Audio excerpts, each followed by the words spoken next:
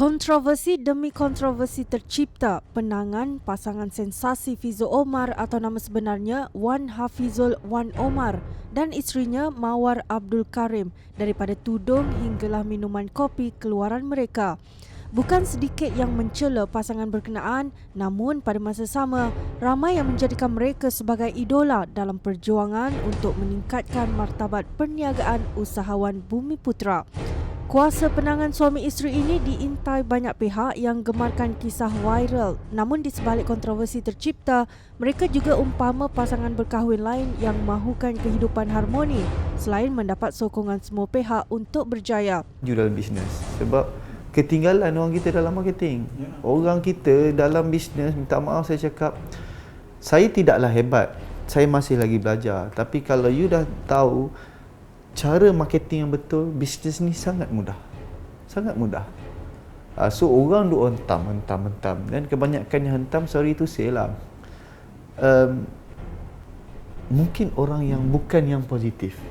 Maksud saya, mungkin dia tak tahu cerita. Dan kalau orang yang ada ilmu, cara teguran dia lain. Saya akui, saya bukanlah seorang yang kaya raya, tetapi saya berusaha sendiri. Alhamdulillah, seingat saya, sebelum kahwinan dengan Mawar pun, saya menyepi 2 tahun dalam industri. Saya tidak aktif berlakon, saya hanya mencarakan. Okey, mana pergi Fizo Omar 2 tahun, tiba-tiba keluar kahwin. Saya seolah-olah pergi bertapa. Okey, saya pernah diberi ujian yang sangat hebat oleh Allah SWT, di mana ketika usia saya awal 20-an, saya ditipu oleh seorang partner saya dan saya ditipu sebanyak 8 juta ringgit menggunakan nama saya untuk buat pinjaman. Ini cerita sebelum kahwin, saya terpaksa cerita daripada awal. So saya percaya di mana ada masalah, di situ ada peluang. So saya mengambil peluang tersebut untuk memperbaiki diri saya. Yang jelas sekali kelemahan saya pada itu adalah saya tak ada ilmu dalam bisnes. Saya tidak kaya, saya cakap awal, saya bukan jutawan dan saya tidak kaya, tapi saya ada semangat di mana apa yang saya belajar, bila saya menghadapi ujian tersebut, itulah ruang saya menyepi, saya pergi belajar, saya mencari kelemahan diri dan saya dapat kenal pasti kelemahan diri saya adalah saya tidak berilmu, terutama dalam bidang bisnes. Itulah saya boleh berguru dengan contoh Profesor Muhaya, Fadilah Kamsa, saya pergi jumpa Dr. Azizan, Irfan Khairi, siapa-siapa yang hebat. Sebab saya buang ego saya sebagai selebriti. Dulu saya ego sebagai selebriti. Yalah, aku nak pergi belajar kan. Sebab masa tu pun payment pun okey buat, dapat filem dan saya pun dicalonkan untuk ABP. Maksudnya tidaklah hebat tapi dikenali dan rezeki pun alhamdulillah murah. Tapi suddenly di luar pengetahuan saya ditipu dan saya dijatuhkan bankrupt. Saya tak nafikan saya sangat beruntung berkahwin dengan Mawar. Sebab banyak benda yang saya dapat belajar dengan Mawar dan terutamanya dengan Puan Faridah, mak mentua saya. Saya sangat respect macam mana dia buat bisnes, macam mana dia susah. Dia orang pun pernah jual nasi lemak, dia orang pernah meniaga dekat kantin, dia orang pernah rugi. Mawar sendiri pernah menjual pasar malam sebelum Faridah dikenali. Dulu Faridah ni berada di pasar malam, tetapi sehingga sekarang orang tak nampak perjuangan Faridah. Dan saya sendiri, saya ambil peluang ni untuk belajar, bukan ambil peluang untuk merasa menikmati. Dan tak salah sekiranya saya mungkin ada sedikit sebanyak ilmu, ada sedikit sebanyak pengalaman dan juga kontak untuk saya membantu isteri dan mak mentua saya. Bukan orang lain, isteri saya, mak mentua saya. Soal siapa tumpang siapa, dia bila bergabungnya dalam Islam sekalipun, even kisah Rasulullah SAW pun dia berkahwin dengan Siti Khadijah. Dan keadaan dia ketika itu macam mana. Tapi bila bergabungnya, pada saya tidak menjadi isu siapa tumpang siapa. Dan saya akui saya tidak sekaya, tidak semewah dan tidak berjaya Mawar dan Faridah ketika itu.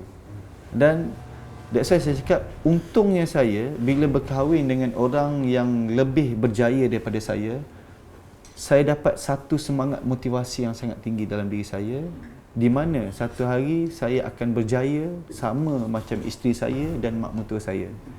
Itulah setiap hari saya bekerja, beradanya saya dan Mawar di tahap ini, alhamdulillah syukur, adalah datangnya rezeki daripada Allah Subhanahu Taala melalui peminat-peminat kami. Peminat saya dan Mawar melalui customer dia. Mana mungkin kalau itu sikap Mawar melayan customer dia, dan mana mungkin dia boleh bertahan sehingga 10 tahun. Dan mana mungkin menjadinya satu fenomena kepada Farida.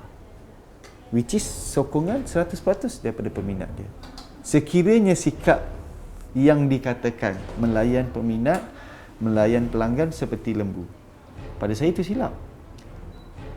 Kalau 9 tahun dia dilayan seperti lembu, takkanlah dia masih lagi nak jadi lembu sehingga tahun ke-10.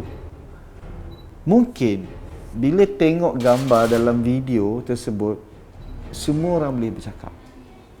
Mungkin saya boleh jelaskan kenapa diorang bertindak seolah-olah di luar kawalan, berebut. Saya tahu isu ni berkaitan dengan berebut nombor giliran tu lah kan. Dia macam ni kan.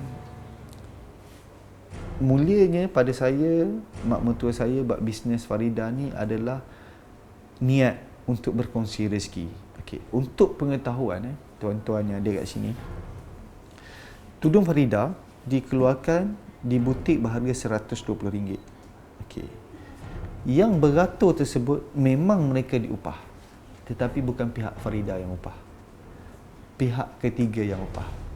Siapa-siapa pun. This is not part of marketing. Tapi saya sebagai selebriti, saya berkongsi setiap apa aktiviti saya. Dan harapan saya dapat feedback yang banyak yang positif, terutamanya daripada orang yang buat bisnes.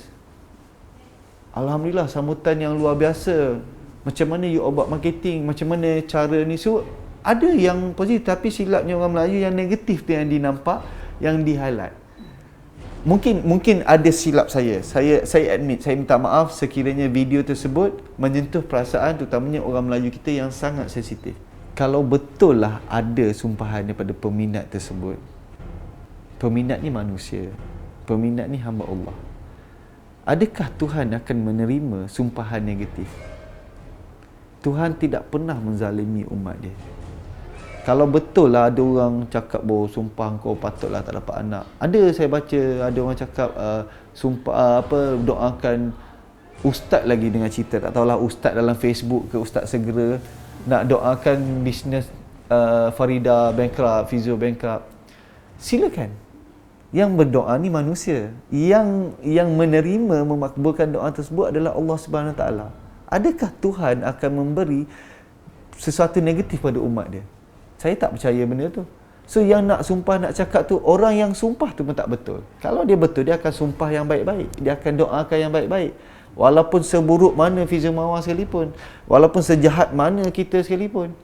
So yang sumpah tu pun tak betul, macam mana Allah nak terima sumpahan dia? Berlakunya isu hari tu, kain, ada seorang hamba Allah ni, dia kata Farida tiru tudung, and then orang yang tak tahu undang-undang MyIPO dan registration ni terus viral mengatakan Farida tiru tudung orang tersebut. Saya tak nafikan corak memang exactly sama. Sebab corak ni datangnya daripada kilang di luar negara. Mungkin pada tahun tersebut corak tu pernah masuk.